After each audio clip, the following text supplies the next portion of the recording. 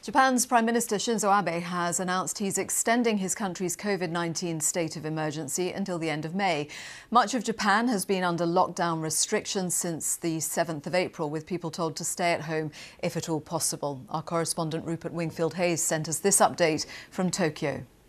There's no real surprise in this announcement. It's been expected for the last few days. But what it means is that most of Japan will remain in this state of emergency for pretty much another month.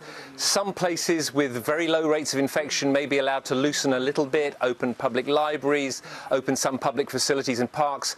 But places like Tokyo, Osaka, the big urban areas in Japan will remain under this state of emergency, under this advisory for people to stay home if at all possible. It's not the sort of shutdown we've seen in Europe and America, but nevertheless, everything has slowed down here dramatically in the last few weeks. And of course, that's affecting the economy. Hundreds of thousands of people out of work, staying at home, not able to earn a salary. So this extension of another month is bad news for all of those people, bad news for the Japanese economy, but it is deemed necessary by the scientific advisors who are advising Prime Minister Abe and his cabinet.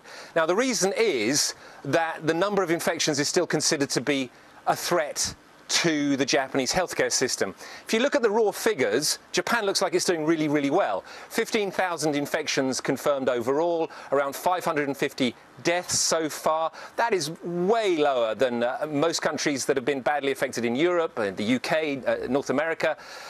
But it is the ratio of infections to beds and ICU beds in particular in hospitals that are able to deal with sick people. And what we've seen in the last few weeks is Japan does not have much capacity for intensive care units, for ventilators, for the sort of PPE that is needed for doctors and nurses to treat COVID patients. And just a couple of weeks ago, here in Tokyo, the healthcare system looked like it was getting close to the point of being overwhelmed. And that's really why the experts are saying this order needs to remain in place longer.